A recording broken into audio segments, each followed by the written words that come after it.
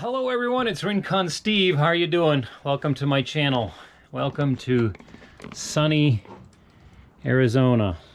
Can you see the water dripping? It's a rare sight. I don't know if you can see there's clouds off to the mountainside, and there is snow out on the mountains, which does happen. This is January, end of January. So I just wanted to share that with you. I complain often about the heat, but sometimes we have the cold too. Anyway, this week I wanted to update you on the Teardrop camper, the goal of the Teardrop camper anyway. So I've stripped it down. There she is, all naked and bare. Discovered a couple things that concern me. I see this last 2 feet of this frame was added on. I don't know if you can see it.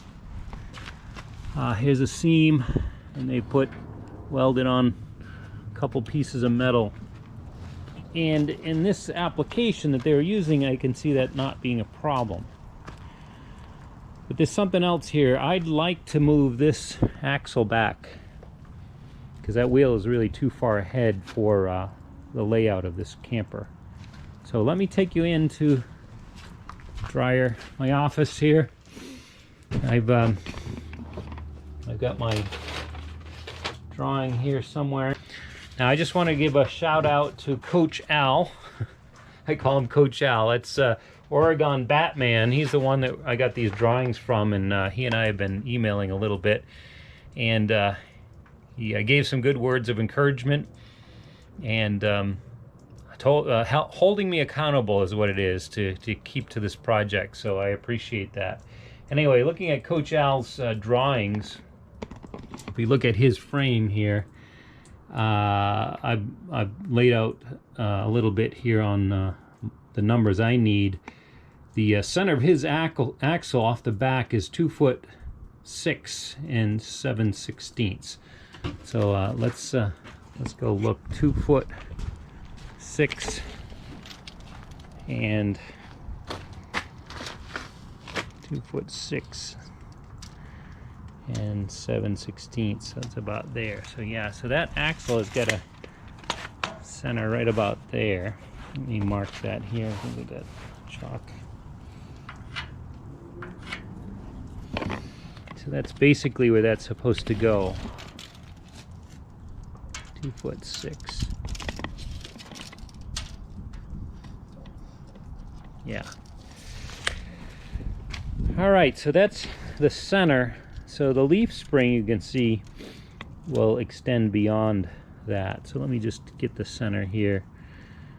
So that's about 16 inches beyond that center. 16 inches, so that's right there is where that needs to bolt.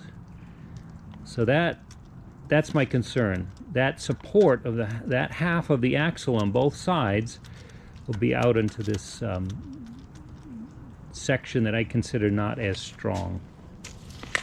So what I'm thinking is I'm going to get some angle iron, and I'm going to weld it onto the underside of this and bring it up to here. So we'll weld it on the back, and we'll weld it over here, and we'll go the whole length of the spring.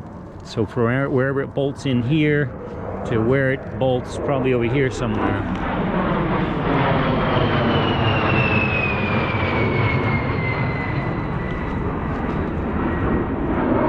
Oh, another one.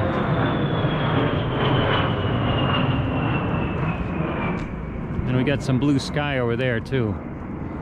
So again, welcome to Arizona, the land of many Air Force bases and airplanes.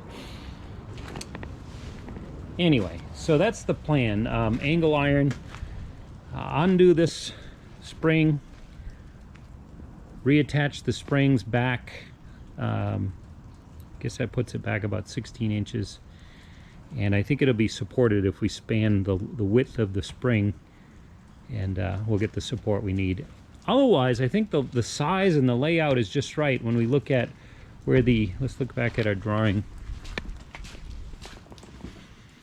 When you look back at the length between where that wheel needs to go and where the tongue ends, it's generally pretty good. It can work for us. So, and just so you can see what a mess this is, all the remnants of everything I tore off. Just it was totally gone, but the frame is good.